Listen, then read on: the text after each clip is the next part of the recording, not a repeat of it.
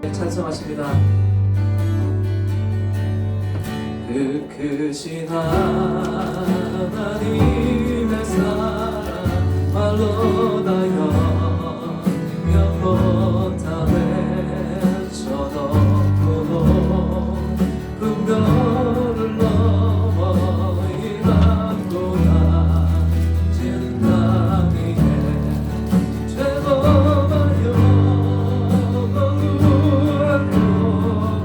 그 아들로 내 삶 어제로 삼으시고 죄 용서하셨네. 하나님 크신 사랑을 증명하고 영원히 변치 않는 사랑 선보여 찬양하세. 괴로운 시절 지나가고 땅 위에 영생할 때 죽이지 않던 영혼들은 큰 소리 외쳐 울어도 죽이는 성도들에게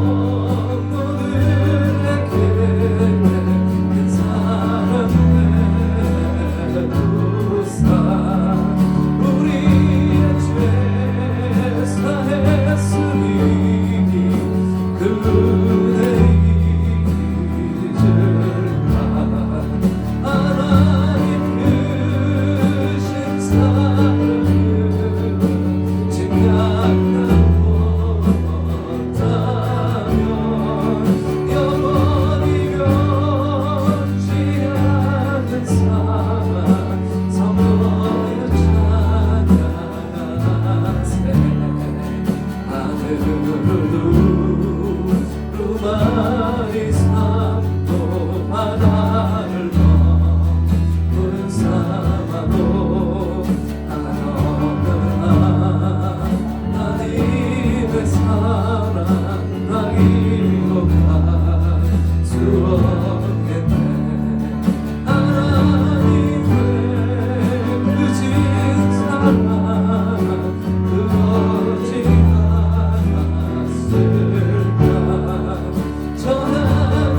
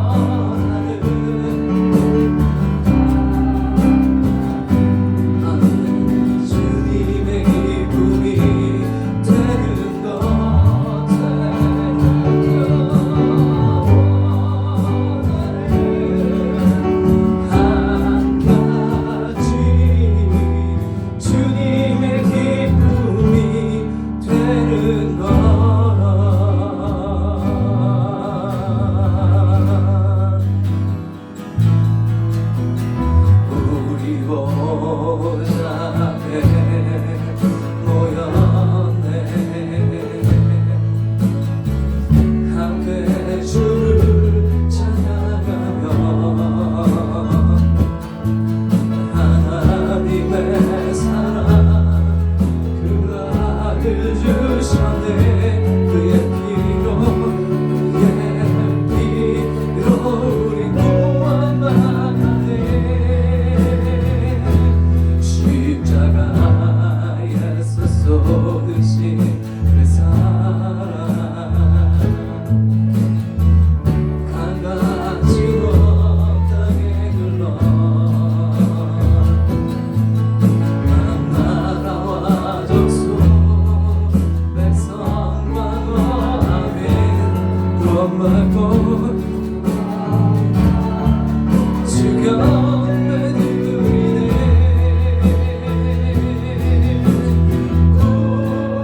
구원하심이 보좌에 앉으신 우리 하나님과 어린 양의 있도다. 구원하심이 보좌에 앉으신 우리 하나님과 어린 양의 있도. 구원하심이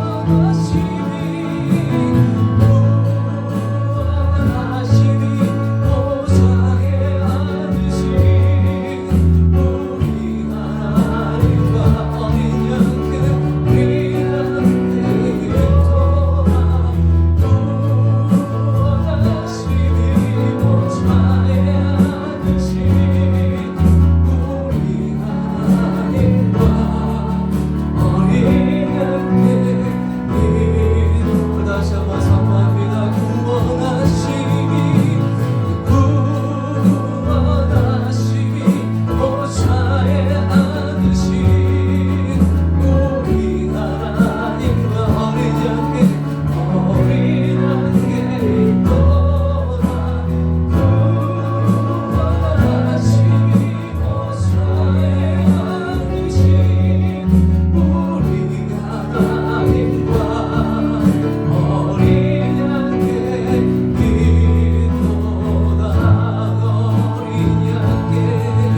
어린 양의 있도다. 어린 양의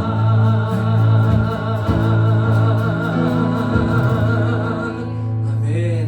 이 자리에 앉으시기 바라겠습니다. 11절 말씀까지 우리 한 목소리로 함께 봉독하겠습니다. 데살로니가전서 5장 5절에서 11절 말씀까지 함께 봉독합니다. 너희는 다 빛의 아들이요 낮의 아들이라. 우리가 밤이나 어둠에 속하지 아니하나니 그러므로 우리는 다른 이들과 같이 자지 말고 오직 깨어 정신을 차릴지라. 자는 자들은 밤에 자고 취하는 자들은 밤에 취하되 우리는 낮에 속하였으니 정신을 차리고 믿음과 사랑의 홍심경을 붙이고 구원의 소망의 투구를 쓰자. 하나님이 우리를 세우심은 노하심에 이르게 하심이 아니요 오직 우리 주 예수 그리스도로 말미암아 구원을 받게 하심이라. 예수께서 우리를 위하여 죽으사 우리로 하여금 깨어있든지 자든지 자기와 함께 살게 하려 하셨느니라. 그러므로 피차 권면하고 서로 덕을 세우기를 너희가 하는 것 같이 하라. 아멘. 자리에 앉으시기 바라겠습니다.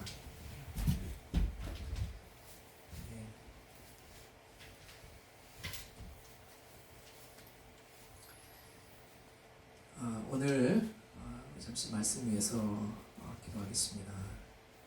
주님, 그렇습니다. 주의 그 진리의 그 말씀 앞으로 나아갑니다. 주여, 우리에게 주의 그 말씀의 빛을 비춰 주셔서 깨닫게 해 주시고, 또 어둠 속에서 우리가 참 빛을 발견하며 증거하며 그 빛을 따라 인도받을 수 있는 시간이 되어줄 수 있도록 주여 성령으로 이 시간 위에 역사해 주옵소서. 진리의 그 말씀으로 우리를 인도하실 때에 주여 순종하며 따라갈 수 있도록 우리의 마음을 주님 움직여 주시옵소서. 예수 그리스도의 이름으로 기도합니다. 예. 할렐루야. 아멘. 참 잘 오셨습니다. 오늘은 아마 예상을 했지만 그 지난주에 아마 그 문자 그거 받고 아마 깜짝 놀라셨을 것 같아요. 저는 무슨 일인가 하고 깜짝 놀랐었는데요. 지금 뭐 여기 알래스카뿐만 아니라 전 미국 쪽 상황이 이제 그 대선 투표 이후에 급증하게 되어졌습니다. 그래서 평소의 삶 가운데 또 오늘 예배에 오고 가실 때에 하나님께서 모든 건강으로 지켜주시고 또 함께 해주시길 다시 한번 축복합니다. 참 잘하셨습니다. 제가 참 많이 힘이 되어집니다. 오늘 말씀은 데살로니가 전서 5장 5절에서 11절 말씀입니다. 우리 먼저 좀 지도를 한번 보시면서 함께 말씀 나누길 원하는데요.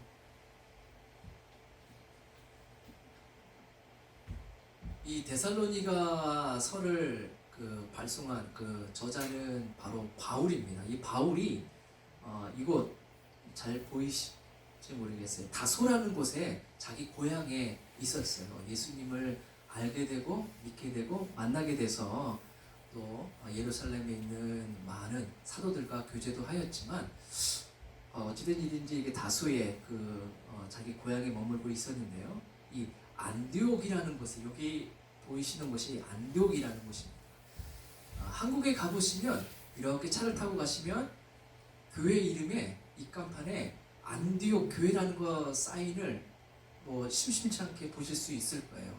왜냐하면 안디옥 교회가 이 태생 처음에 만들어지게 되었을 세워지게 되었을 때에 참 하나님의 그 은혜가 많이 있었던 곳이었었는데요. 이 다소에 있었던 바울을 이 안디옥으로 바나바라는 그 사람이 바울을 말하자면 일종의 스카웃을 해서요. 이 교회로 안디옥이라는 곳으로 오게 하였습니다. 그리고 이 안디옥 공동체가 있었는데 곧 예수 그리스도를 아는 공동체들이 존재했었는데 그곳에서 1년간 주의 그 말씀으로 가르치고 권면하였습니다. 그랬더니 1년 뒤에 어떤 일이 일어나게 되었냐면 많은 사람들이 안디옥에 있는 그 공동체에 속한 지금으로 치면 교회에 있었던 그 성도들을 향하여서 그들은 그리스도인들이다 라고 최초로 말하기 시작했다는 거예요. 어떻게 하면 우리는 세상에서 이 그리스도인으로 보일 수 있을까요? 이 안디옥 교회의 안디옥의 그 공동체의 그 모습을 보면 우리가 한 가지 알 수 있는 것은 그들이 말씀에 전무했다는 것이죠. 바울과 그 바나바가 함께 그 공동체 안에서 전심으로 말씀 가운데에 그들이 함께하게 되었을 때에 이 교회 공동체 위에 교회가 세워지고 또 많은 사람들이 참으로 저 사람들은 그리스도인이다 라는 이야기를 듣게 되었다는 것입니다. 그렇기 때문에요. 이 교회 공동체에서는요. 무엇보다도 무엇이 있어야 되냐면 말씀에 계속적으로 멈추지 아니하는 샘물과도 같은 말씀의 그 샘이 줄줄 계속해서 솟아나야 한다는 것입니다. 여러분 날마다 주의 그 말씀 안에 거하시는 그래서 그 생명수로 말미암아 주님 안에 접붙어 계시는 모든 분들 되시기를 축복합니다. 어쨌든 그러면서 이제 교회가 세워졌어요. 이 안디옥 교회에 그래서 말씀으로 말미암아 큰 은혜가 있게 되어지고 또 성령의 인도하심을 받게 되어졌는데 이 공동체 위에 지금도 마찬가지죠. 저 교회는 정말 하나님께서 사용하시는 쓰시는 성령이 운행하신 곳이다 아니다라는 것을 어떻게 알 수 있냐면요. 외적인 모습을 본다라면 바로 오늘 이렇게 1년 뒤에 어떤 일이 있었어요? 교회라고 그리스도인이라고 칭함 받을 뿐만 아니라 성령께서 그 안디옥 가운데 감동함을 주셔서 바울과 바나바를 금식 가운데 따로 세우게 하고 바로 선교를 위하여서 파송하도록 이 안디옥 교회에게 말씀하셨다는 것입니다. 저희도 많지는 않지만 저희가 섬기고 함께 동역하는 조금 전에 우리 광고 시간 때 함께 나누었던 선교사님들이 있습니다. 그리고 선교지가 있습니다. 바로 그러할 때에 외적인 그 모습으로 나타나는 것 중에 하나가 바로 선교와 전도하는 영혼을 살리는 일에 예수 그리스도의 이름을 땅 끝까지 증거하는 일들이 일어날 때에 바로 하나님이 역사하시고 성령이 역사하시는 곳이라고 우리는 외적인 모습을 보고 알 수 있다는 것입니다. 그래서 가게 되셨죠. 1차로 이렇게 돌았는데 바울이 이렇게 여기가 이제 아시아 지역이죠. 지금의 터키 지역인데요. 이렇게 한 바퀴 돌았어요. 이게 1차 전도여행이라고 합니다. 그리고 2차 전도여행을 두 번째 다시 시작을 했는데 안디옥에서 출발을 해서 안디옥으로 돌아왔던 1차 전도여행에서 2차 전도여행은 이렇게 이곳 안디옥에서 드로아라는 곳까지 갔어요. 트로이 목마 혹시 기억나시죠? 이 드로아라는 곳까지 갔는데 바울의 계획은 이랬어요. 여기서 여기 이렇게 연한 색깔로 되어 있는 비두니아라는 곳에 가서 복음을 전하고 또 에베소를 타겟으로 해서 이 에베소는 또 제1의 행정 수도였잖아요. 로마에. 그래서 그것을 타겟으로 하려고 하였었는데 드로아에서 성령께서 바울에게 환상 가운데 말씀하시기를 마케도니아 한 사람이 와서 그랬죠. 너는 나에게로 와서 도우라 라는 그런 환상을 보게 되어집니다. 그래서 바울이 이쪽 지금으로 치면 이쪽이 터키 이제 소아시아 아시아라고 표시된 지역까지가 아시아라고 본다를 하면 이쪽 마케도니아나 이쪽은 지금의 유럽으로 지형적으로 이렇게 나누고 있어요. 그래서 최초로 아시아에서 복음이 유럽으로 가게 되어졌습니다. 그래서 우리가 잘 알고 있는 빌립보라는 곳 있죠. 빌립보라는 곳에서 이제 바울이 복음을 전하고 또 그곳에서 사역을 마치고 오늘 우리가 말씀을 함께 읽은 데살로니가라는 곳으로 사역을 또 가게 되어졌습니다. 근데 데살로니가에서 말씀을 전할 때는 이 빌립보에서는요 갔더니 회당이 없었어요. 보통 정통적으로 예수님도 그래 하셨지만 복음을 전할 때 보통 사람들이 모여있는 곳에서 복음을 전하잖아요. 이 빌립보에서는 없었기 때문에 강가에 가서 거기서 루디아를 만나고 해서 이제 거기서부터 시작을 하였지만 그래도 데살로니가에는 여기는 그 로마의 이 마케도니아의 수도였어요. 인구 밀집이 높았습니다. 사람들도 많아서 그런지 여기는 회당이라는 곳이 있었어요. 회당 아시죠? 여기 좀 안 되네요. 회당 이렇게 잠시 회당에 관련된 그림을 좀 보여드리면 말하자면 모이는 곳이에요. 모여서 뭐합니까? 이렇게 앞에 있는 사람이 들어오게 되면 그 인도자가 이렇게 그 모임을 주관하고 있다가 바울과 같이 여행객이나 딱 봤을 때 라피처럼 보이면 금방 티가 나요. 그러면 와서 말씀을 전하도록 이렇게 하는 전통이 있었어요. 그것을 바울은 잘 이용하였던 거예요. 그래서 회당을 찾아다닐 때 가면은 초대를 해서 사람들은 다 모여 있으니까 거기서 이 그리스도의 예수 그리스도의 복음을 전했던 거예요. 그래서 형태는 뭐 다양하지만 그냥 모이는 장소라고 생각하시면 돼요. 그래서 이렇게 데살로니가에서는 회당에서 복음을 전하기 시작했습니다. 거기는 유대인들이 있잖아요. 그러다 보니까 예수 그리스도의 그 복음, 오직 예수 그리스도만이 우리의 구원자이신 것에 대해서, 특별히 메시아이신 것에 대해서 구약에서 말씀하신 예언되신 구세주라는 것을 증거하게 되었을 때 그것을 들었던 유대인들이 그것을 심히 듣고 분노하였고 바울을 핍박하기 시작하였습니다. 그래서 바울이 이 데살로니가에서 옆에 있는 베레아라는 곳으로 피하였어요. 그 베레아에서도 말씀을 잘 증거하고 있는데 데살로니가에서 있었던 그 유대인들이 이 베레아까지 쫓아와서 바울이 말씀을 전하지 못하라고 회방을 놓은 거예요. 그리고 바울을 더욱더 핍박을 하게 되어지니까 바울이 야반도주를 했죠. 밤에 이제 지금의 아테네라는 곳으로 갔습니다. 아테네는 곳으로 가서 여기서 제자였던 디모데를 여기 데살로니가 있잖아요. 이 데살로니에서 말씀을 증거하다가 유대인들이 반발로 말미암아 말씀을 완전히 오랫동안 전하지 못하고 그냥 왔었는데 걱정이 된 거예요. 교회는 세워졌는데 자신이 여러 사정들로 인하여서 미리 이곳으로 아덴까지 이르렀기 때문에 디모데를 이곳 데살로니가로 보냅니다.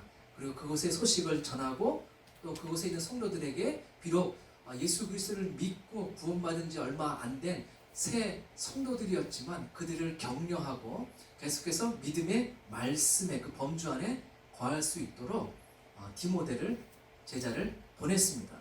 그리고 그 바울은 이 바로 옆에 있는 고린도라는 곳으로 갔어요. 그리고 고린도에 도착했었을 때 이 데살로니가에 갔던 디모데가 이제 데살로니가 성도 그 교회들의 소식을 가지고 드디어 이곳 고린도에서 합류를 하게 되어집니다.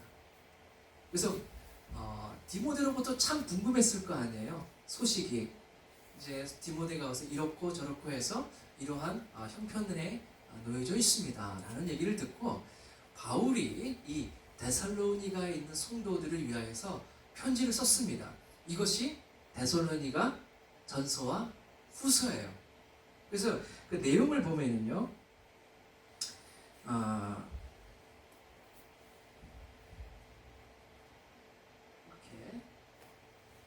이렇게 제가 지도는 많이 준비는 했지만 이렇게 고린도까지 갔다라는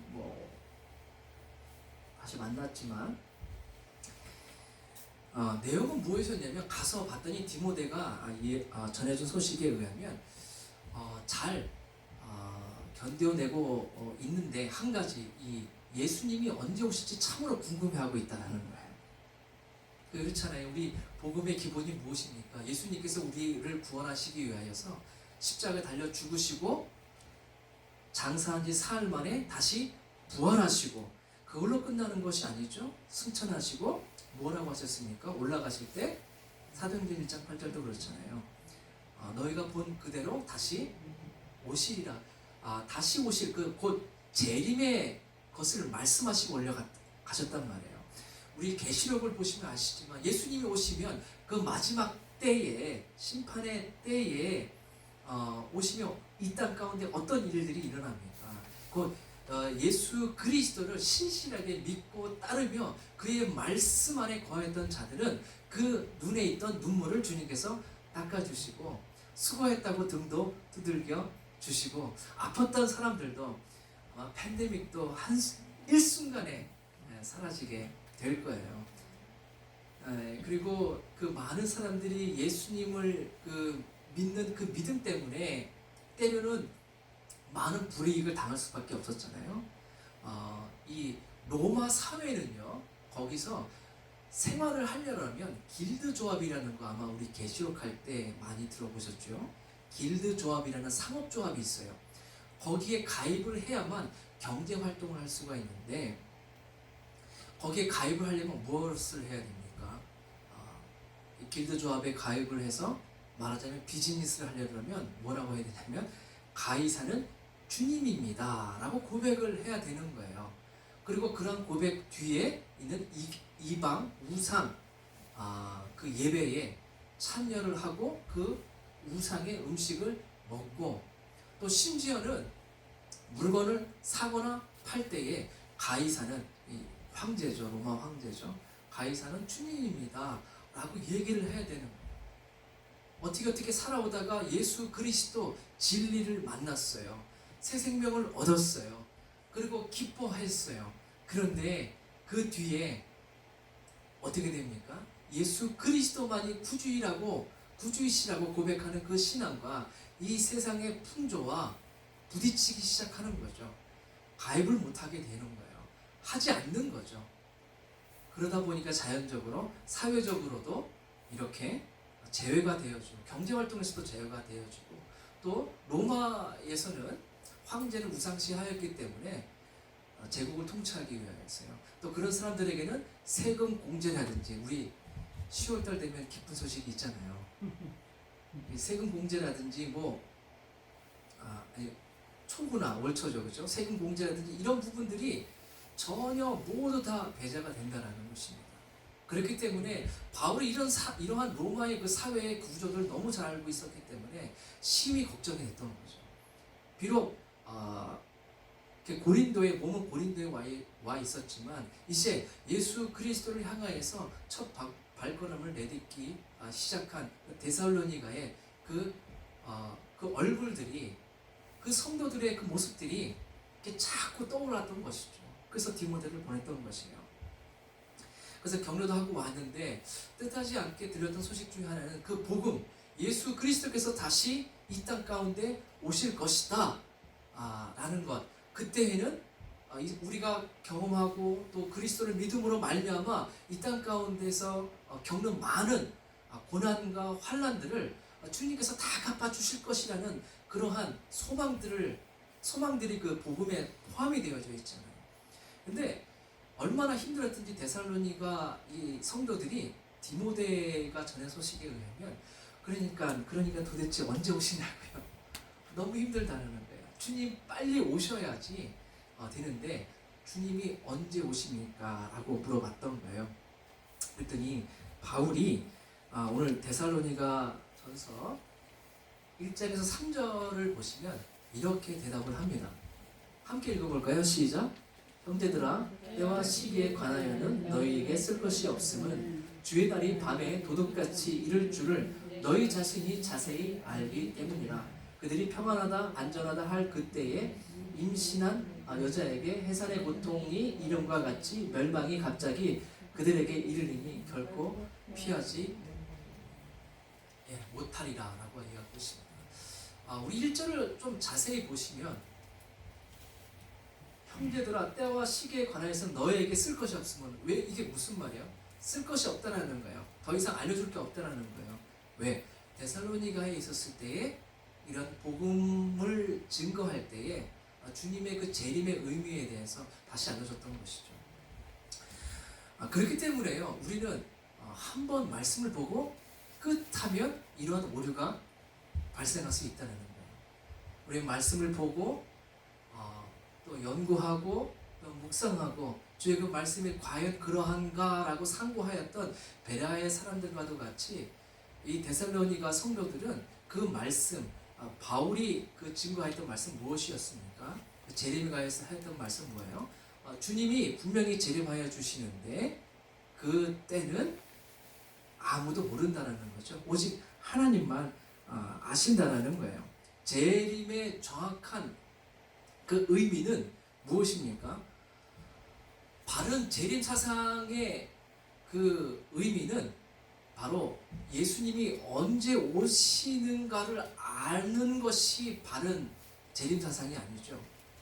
바른 재림 사상은 무엇입니까? 예수님이 언제 오시는가를 알려고 하는 것이 아니라 예수님이 오실 그때까지 우리가 예수님을 맞이할 준비를 하는 것이 바른 재림 사상이라는 것이에요.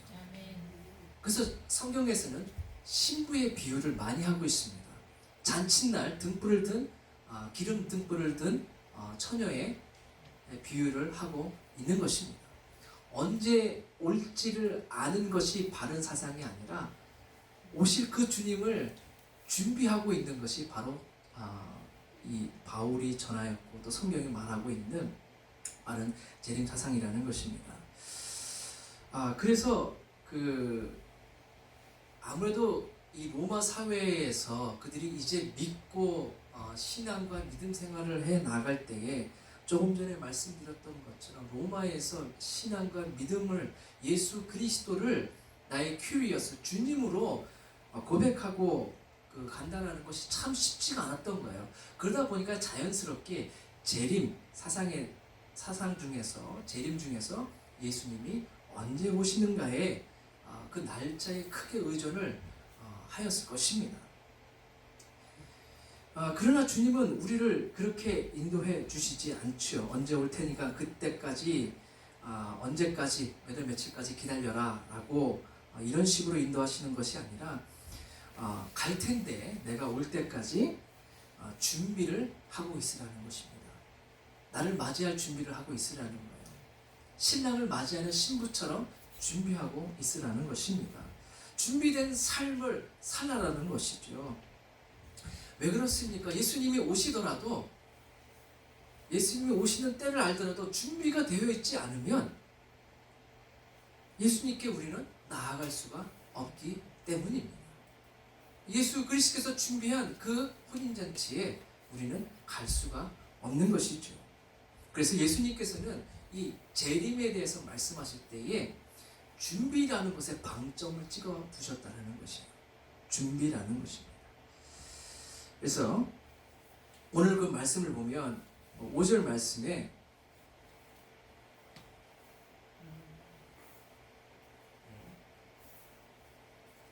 너희는 다 빛의 아들이요 낮의 아들이라 우리가 밤이나 어둠에 속하지 아니하나니 그러므로 우리는 다른 이들과 같이 자지 말고 오직 깨어 정신을 차릴지라. 준비하고 있으라는 거예요. 자면은 준비할 수가 없습니다. 누워있으면 주님 언제 오실지 모르기 때문에 오실 때에 필요한 것들을 우리가 준비를 할 수가 없어요. 그래서 정신을 깨어 차리고 있으라고 얘기하고 있는 것입니다. 자는 자들은 밤에 자고 취하는 자들은 밤에 취하되 우리는 어디에 속했다고 말씀하고 계십니까? 낮에 속하여 있으니 정신을 차리고 믿음과 사랑의 호심경을 붙이고 구원의 소망의 투구를 쓰자라고 이야기를 하고 있습니다. 그래서 그 6절부터 보시면 어떻게 준비하는가에 대해서도 이야기를 해주고 있어요. 영적으로 깨어 있으라는 것이죠. 예수님이 언제 오시기 때문에 날짜를 열심히 계산하라는 것이 아니라 오히려 영적으로 깨어 있으라라고 말을 하고 있습니다. 오늘 말씀에 의하면 영적으로 깨어 있다라는 것은요 세상에 속하지 않는다라는 것을 의미합니다. 곧 그리스도의 가르침 속에 속하여 있으라는 것을 의미합니다. 여러분 제가 보여드리고 싶은 것이 있는데요. 여기 다음에 이게 혹시 많은 분 붙였을 거예요. 저기 내 차에 스티커 붙여놓은 건데 라고 싶은 분이 계실지 모르겠어요.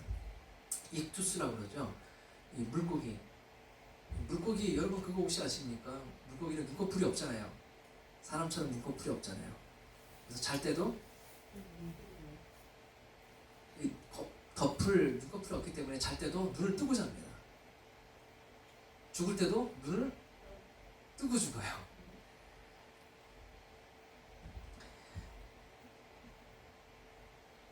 사람들이 아마 그래서 이제 이 물고기를 비유할 때에 물고기 그런 이 눈동자의 특유성 때문에 물고기를 비유해서 얘기하는 한 경우가 많이 있습니다. 근데 이게 물고기의 그 눈을 생각하면요, 조금 전에 말씀하고 있는 것처럼 오늘 그 말씀에 대한 통찰력들을 우리가 좀 찾아볼 수 있어요. 초대교회 시절 예수님이 승천하시고 이제 바울이 지금 있던 이 시대를 초대교회 시절이라고 그러죠. 당시에 많은 그리스도인들이요, 그 로마의 그 핍박을 피해서 그 외곽에 있는 로마인들이 찾아가지 않는 좀 떨어진 곳, 이 지하 동굴로 피했어요. 핍박을 피해서. 근데 이게 지하 동굴이 그냥 동굴이 아니라 무덤이죠. 거기다가 그냥 시신을 갖다 넣는 거예요. 그래서 로마인들은 그곳을 가기를 꺼려했습니다. 그런데 기독교인들은 핍박을 피해서 로마의 사람들이 잘 가지 않고 찾지 않는 그 무덤가로 찾아가기 시작을 했어요. 그리고 그곳에서 300여 년이라는 시간을 보냈습니다. 이른바 카타콤이라는 것이 한번 들어보셨을 거예요. 카타콤이라는 곳 가운데에서 생활을 하였어요. 한 사람으로 치면 10대가 할아버지 해서 10대가 300년이 있는 거예요. 그래서 믿음 하나 때문에 그곳에서 거대한 생활을 이루고 살았는데요. 거기 벽면을 보면 이런 그림들이 많이 그려져 있는 거예요. 또 우리 기독교 영화 같은 것을 보면 이렇게 바닥에 물고기 그림을 그려서 서로가 예수를 믿는 구주를 고백하는 그리스도인 것을 서로 이렇게 암시적으로 나타내기도 하였죠. 이게 뜻이 이 앞글자 이게 익투스라고 읽는데요. 이것은 헬라어로 그리스어로 물고기라는 뜻이에요. 그렇게 발음을 하지만 이 물고기의 하나하나 스펠링을 보면 예수, 크리스토스, 그리스도, 테오스, 테오, 하나님, 유리오스, 아들, 소테르, 구세주, 예수 그리스도 하나님의 아들, 구세주라는 뜻으로 이렇게 물고기를 그렸다는 것이에요.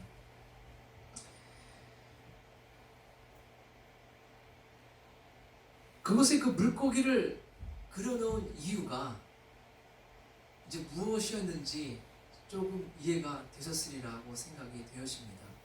바울이 그랬어요. 세상의 풍조 가운데에서 휩쓸리지 말고 너희는 정신을 차리고 깨어 있으라고 했어요. 물고기처럼 눈을 덮지 말고 깨어서 예수 그리스도가 오실 때까지 너를 준비하라는, 예수님을 맞을 준비를 하라라고 이야기를 하였습니다. 그래서 물고기를 보시면 다음에는 이것을 생각하시면 돼요. 우리 데살로니가 전서 우리 오늘 그 말씀 이유권을 또 계속해서 보시면 이렇게 얘기를 하고 있습니다. 항상 기뻐하라, 쉬지 말고 기도하라, 범사에 감사하라. 이것이 그리스도 예수 안에서 너희를 향하신 하나님의 뜻이니라 라고 말씀하고 있습니다. 바울은 데살로니가 성도들에게 깨어 있으라는 의미에 대해서 조금 더 자세히 말씀해 주고 있습니다. 그렇다면 깨어 있으라는 것은 무슨 의미입니까? 영적으로 깨어 있으라. 너희는 낮에 속하였으니 깨어 있으라. 이것은 무엇을 의미하는 것입니까? 조금 더 오늘 이후에 그 말씀을 읽어보면 바울이 이 말씀을 하였어요. 항상 기뻐하는 것이 깨어있는 삶이라는 거죠. 또 쉬지 않고 기도하는 것이 깨어있는 삶이라는 거예요. 잔다라는 것은 무엇이에요? 항상 불평불만하는 것이에요. 항상 기도하지 않고 세상의 그 풍조 가운데에서 약삭 빠르게 살려고 하는 것이에요. 우리가 영적으로 깨어있다는 것은 또한 범사에 감사한다는 것을 의미합니다. 여러분 영적으로 항상 깨어있으신 분들이 되시기를 바라겠습니다. 항상 주님 앞에 기뻐하심으로 기도하시고 또 감사의 삶을 살아 나아가시기를 축복합니다. 데살로니가 시대 때의 그 성도들의 삶은요, 지금 이 팬데믹을 시대를 지나가고 있는 우리와 뭐 많이 다르지는 않았을 것 같아요. 요즘에 그 사업하시는 분들, 비즈니스 소 비즈니스 하시는 분들 참 살기 어려우시잖아요. 이번에 그 선거를 통해서 여러 가지 소망을 갖고 투표하신 분들 계실 줄로 압니다. 우리가 알아야 될 것은요, 대통령이 우리의 소망이 아니라 오직 소망은 예수 그리스도 안에 있는 것입니다. 누가 되든지 우리는 예수 그리스도 안에서 항상 깨어 우리의 삶을 준비된 삶으로 만들어 놓아야 하는 것입니다. 데살로니가 성도들에게 조금 전에 말씀을 드렸지만 그들에게 기쁠 것이 뭐가 있어요? 우리는 보통 기쁠 것이 있어야지 기쁘죠 라고 말을 하고는 합니다.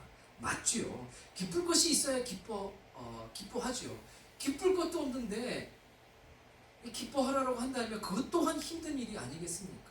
그럼에도 불구하고 오늘 바울은 그들에게 영적으로 깨어 있으라 라고 이야기를 해주면서 데살로니가 있는 교회에게 항상 기뻐하라, 그리고 쉬지 말고 기도하라, 범사에 감사하라, 이것이 너희를 향하신 하나님의 뜻이다라고 얘기를 하고 있습니다. 그렇다면 무엇이에요? 깨어있으라면 여러분 세상에서 가장 무거운 것이 눈꺼풀이래잖아요. 그거 안 하려고 어떻게 해요? 파스도 바르고 여기다가 보면 여기다가 옛날에 그거 해보셨어요? 여기 눈에다가 이렇게 이쑤시개 이렇게 잘라가지고 이렇게 놓기도 하고, 참 그런다고 잠이 안 오는 것이 아니잖아요. 쉬운 일이 아니잖아요. 쉬운 일이면 뭐하러 파스를 바르고 막 그런 걸 하겠어요. 쉬운 일이 아니기 때문에 그렇습니다. 여러분, 감사하는 것이, 기뻐하는 것이, 기도하는 것이 막상 쉬운 것이 아니라는 것이에요. 그럼에도 불구하고 깨어있으라 라고 명령하신 거예요. 선택이 우리에게 주어진 것이 아니라는 것입니다.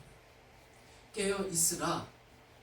그래서 주님 오실 그때에 너희가 자다가 황급하게 후다닥 뛰어나가지 말고 주님 오실 그때를 정갈한 그 신부와 같이 준비하고 있는데, 그 준비란 바로 우리의 삶 가운데에 기뻐하라고 말씀하신 그 명령의 삶대로. 그래서 우리는 기뻐하는 삶을 선택해야 돼요. 여러분, 뭐 지나가는 사람 갑자기 아무나 붙잡고 물어보세요. 100명에 다 물어보세요. 여러분 삶이 어떻습니까? 기쁘십니까? 라고 한다면 글쎄요, 저만 그렇게 생각할까요? 여러분들도 그렇게 생각하시죠? 나의 삶은 너무도 기쁩니다. 아니 나는 좀 기뻐요 라고 할 사람이 과연 여러분 얼마나 만나실 수 있겠습니까?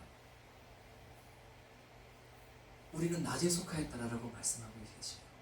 밤에 속한 자들은 그렇게 말할 것이지만 낮에 속한 자들은, 그래서 바울이 이렇게 하고 있어요.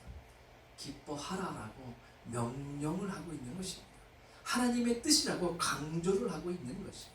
여러분, 우리 안에 기쁨을 찾는 것은요, 우리의 외적인 조건과 관계없이 하나님의 명령이시고 이것이 하나님의 뜻이기 때문에 우리는 선택을 해야 하는 것이에요. 기뻐하기로 선택을 해야 되는 거예요. Joy, delight, 이것이 그냥 주어지는 것이 아니라는 것입니다. 우리가 기뻐하는 삶을 살기 위하여서 그런 삶을 선택해야 한다는 것이에요.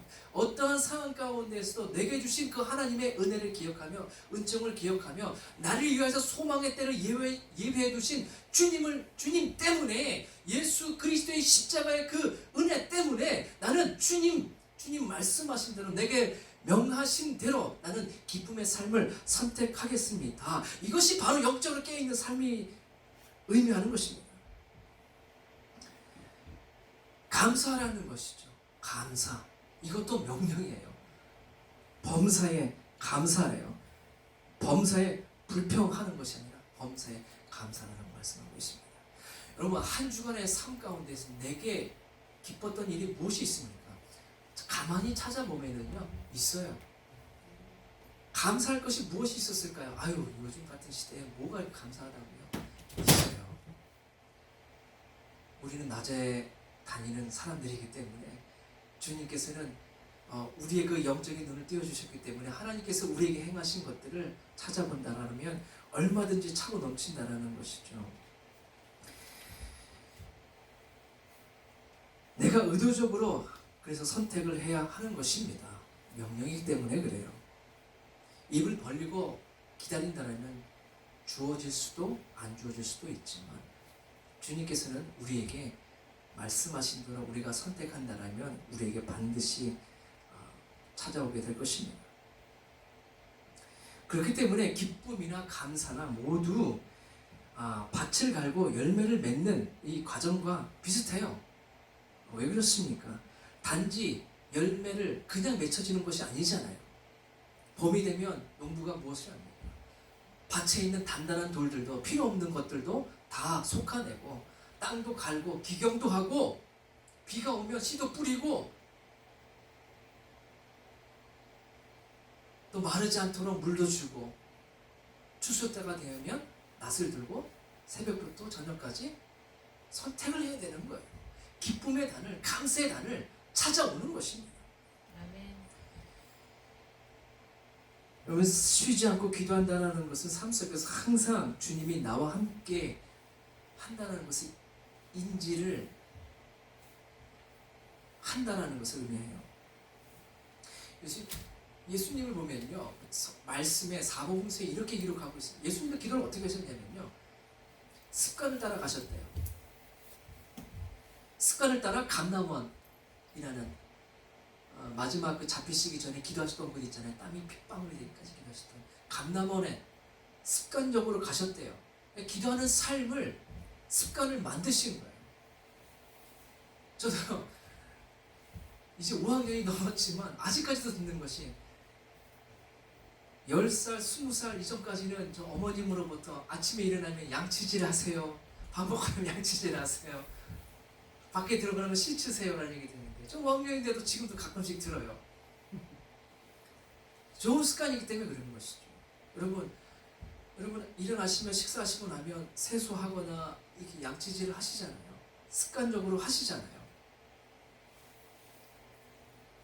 기도가 바로 우리의 삶 가운데 그런 습관적으로 행해져야 될 것이라는 것이에요. 예수님도 그러셨지만 베드로도요, 습관을 따라서 기도할 때에 요바에서 하늘에서 내려오는 보자기를 보고 성령의 인도하심을 따라 가이사라로 가서 그곳에서 복음을 전하고 고넬료와 그의 모든 가족이 구원을 받는 이방 전도의 첫 문을 베드로가 열 수 있었단 말입니다. 습관적으로 기도할 때에 베드로가 그런 은혜를 받았어요. 거룩한 습관을 따라 가시는 분들이 되시기를 바랍니다.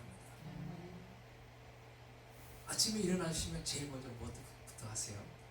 혹시 핸드폰에서 무슨 소식이 있나? 혹시 그런 분이 계시다면 우리 한번 낮에와 같이 또한 영적으로 깨어 기도하고 근신하라는 그 말씀과도 같이 우리의 삶 가운데 기도의 습관을 가져보시기를 도전해 보시기를 축복합니다.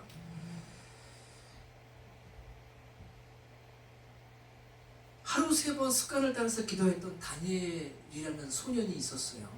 그가 비록 바벨론이라는 머나먼 곳으로 어린 나이에 잡혀갔지만 그곳에서 그는 담대하게도 왕의 명령이 있었잖아요. 우상을 향하여서 기도하라고 하였지만 그는 담대하게도 습관을 따라서 하루 3번 기도하던 습관을 따라서 하나님께 기도하였습니다.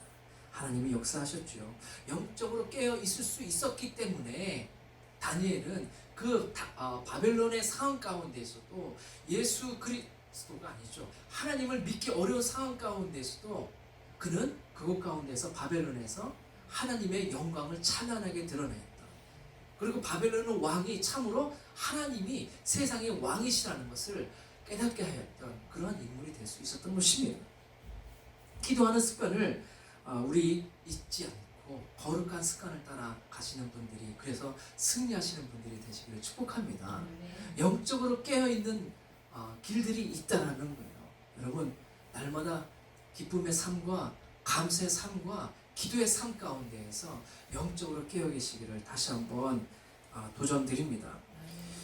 하나님은 우리의 삶 속에서 그렇기 때문에요, 이 현실의 삶 가운데서 마치 데살로니가 있는 성도들이 현실의 삶 가운데에서 얼마든지 매몰되어질 수 있는 상황이었음에도 불구하고 그들에게 영적으로 깨어있으라라고 잠자는 자와 같이 있지 말라라고 도전하였던 것처럼 데살로니가 그리스도인들은 현실을 이겨나가기 위하여서 예수님 안에 그들은 늘 날마다 깨어 기다리는 자가 되어야 했습니다.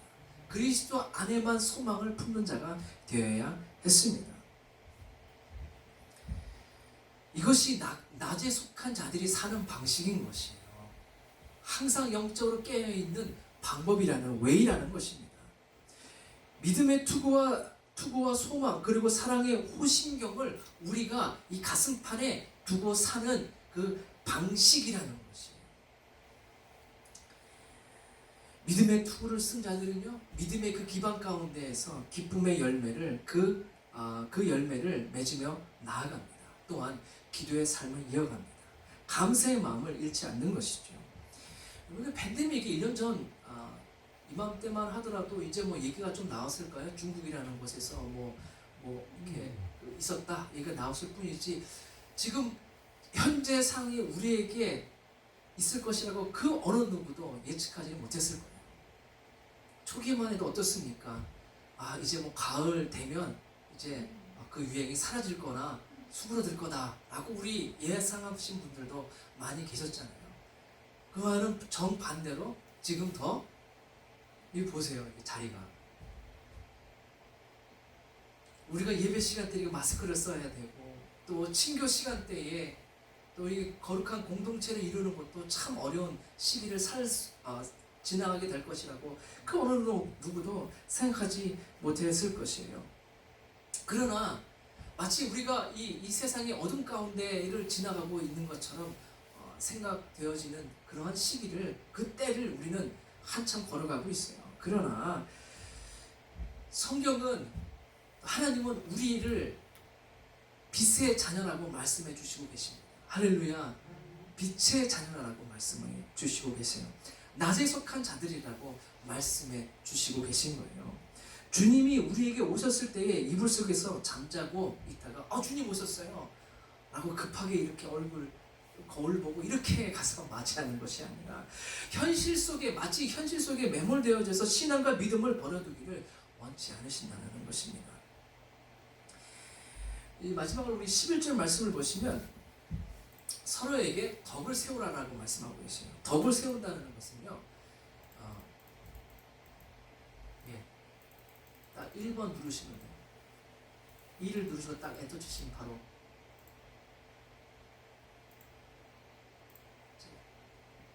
그냥 갈게요.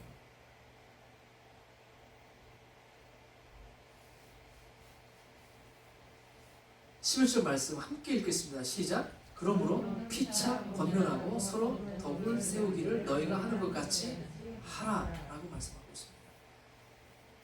여기서 권면하고 격려하라는 거죠. 인크레이지하라는 거예요. 그거밖에 못해, 이것이 아니라, 저 사람 왜 저래, 이것이 아니라, 우리가 개개인이 예수 그리스도를 믿음으로 말미암아 구원받았지만 구원의 그 여정은요, 함께하는 것이에요. 그래서 공동체를 이루며 나가기 마련입니다. 성경적인 방법이 바로 그것이에요. 그래서 우리는 공동체를 이루며 살아가게 되어집니다. 서로 권면하고 서로 덕을 세우라고 하고 있어요. 덕을 세우라고 하고 있는데요, 사실 그 영어 성경이나 원문에는 덕이라는 말이 없습니다. 뭐라고 되어 있냐면 서로 빌드업하라고 되어 있어요. 집을 지을 때나 건물 지을 때, 특별히 집을 지을 때 쓰는 동사가 사용이 되어져 있습니다. 세우라는 거예요. 서로 세우라는 거예요. 뭐예요? 서로의 영적인 집을 세워주려는 거예요. 우리가 이것이 바로 영적으로 깨어있는 웨이라는 것입니다. 그래서 우리는 신앙의 한 공동체라는 것입니다. 주님께서 말씀하신 깨어있으라는 것은 나만 깨어있으라는 것이 아니라 서로가 서로 삼겹줄이 되어져서 쉽게 끊어지지 아니하고 내려앉지 않도록, 그리고 서로가 권면하고 서로가 세워주는 그런 관계가 되라라고 말씀해 주시고 있습니다. 그럴 때 우리는 함께 깨어서 주님 오실 그날까지 그 준비된 그 인생을, 준비된 공동체로서의 그 모습들을 갖추고 나갈 수 있게 될 것입니다. 힘들죠, 그렇죠? 서로가 다 힘들어요. 그럼에도 불구하고 우리에게 주시는 하나님의 메시지는 서로 권면하라고 말씀해 주시고 계십니다. 나보다 더 힘든 자들을 돌아볼 수 있는 그 마음의 그 여유를 갖고 있으라고 이야기를 해주시고 계신 것입니다. 우리 옆에 계신 분에게 권면하고 또 잠시 세워주는 시간을 가졌으면 좋겠어요. 영육간에 강건하시기를 축복합니다 라고 한번 옆에 계신 분에게 말씀하시겠어요? 다 말씀하셔도 되겠네요.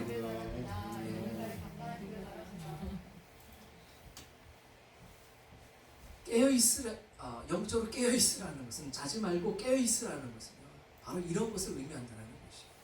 우리가 서로 권면하고 함께 세워주고, 하나님 예수 그리스도께서 다시 이 땅 가운데 오시기까지 우리가 한 마음으로 함께 서 있는 것을 의미하는 것입니다. 예수님은 기대하시는 거예요. 계시록에도 보면 뭐라고 있습니까? 흰 옷 입은 아무라도 능히 셀 수 없는 큰 무리가 그 어린 양 앞에 서서 거룩하다라고 창화하는 그 소리가 있다라고 요한이 우리에게 전해주고 있어요. 천국의 그 비전을 봤는데 거룩한 한 사람만이 서서 이렇게 있다라면 그것도 천국의 모습이 아니라는 것입니다. 주님께서는 우리 모두가, 주님께서 택하시고 부르시고 주님의 그 몸된 그 지체를 이루게 하신 그 모두가 깨어서 진실로 주님의 그 나라가 이 땅 가운데에서 이루어지기까지 함께 나아가기를 주님께서 기대하고 계십니다. 여러분, 11월 말입니다. 행정적으로 보면 이제 2020년도는요 다음 주밖에 남지 않았어요. 저희가 2020년도 각 연도 11월 달에 모든 행정적인 것을 마감을 합니다. 그리고 12월 달부터 새롭게 시작을 하고 있는데요. 여러분, 이제 주님께서 우리에게 명령하신 대로 깨어서 기도하시는 2020년도의 그 마지막까지 참으로 깨어서 주님 앞에 준비된 자로서 더욱더 한 걸음씩 나아가시는 모든 분들이 되시기를 축복합니다. 그런 공동체가 되어질 수 있도록 오늘도 서로를 향한 권면의 그 마음들과 또 격려의 그 마음들로, 사랑의 마음들로 함께 나아가십시다. 기도하시겠습니다. 주님 감사합니다. 우리 주 예수 그리스도, 우리의 그 인생 가운데에 하나님 주님께서 원하시는 지침을 주시고 가르침을 주시고 또한 그 길 가운데로 나아갈 수 있도록 성령을 통하여서 하나님 그 진리의 그 말씀들을 깨닫게 하여 주시며 힘을 주시고 능력을 주셔서 또 하나 되어서 주님의 그 공동체 가운데에 주님의 그 몸된 지체로서 한 마음으로서 주님께 나아가게 하여 주십니다. 주님, 우리 각 사람의 그 마음들을 주님 지켜주시옵시고 또한 주님 다시 오시기까지 주님 진실로 말씀하시는 것처럼 깨어 주님 앞에 감사하며 기도하며 또 주님 앞에 늘 날마다 범사에 기도하는 그 작은 그런 자들 되어주십니다. 주님 인도하여 주시옵소서. 그런 공동체가 되게 하여 주셔서 주님, 우리가 어떤 시대를 걸어가든지 이런 팬데믹 상황 가운데에서도 또 어떠한 그 상황 가운데서도 오직 주님 우리의 소망 되어 주시며 주님 말씀하신 그 진리의 말씀을 간절히 붙잡고 나아가오나니 주님 역사하여 주시옵소서. 데살로니가 그 성도들에게 말씀하시고 부탁하신 것과 같이 우리의 삶이 더욱더 하나님 주의 그 말씀 가운데에 깨어있게 하여 주옵소서. 그런 공동체로서 오늘도 오히려 이 어두워져가는 시대 가운데에 주 예수 그리스도의 구원자신 주님을 증거하며 빛 대신 우리 주 예수 그리스도를 나타내는 주의 공동체가 되어 주시도록 주님 임하여 주시옵소서. 모든 것이 하나님의 은혜이오니 주여 임하여 주옵소서. 주 예수 그리스도의 이름으로 기도합니다.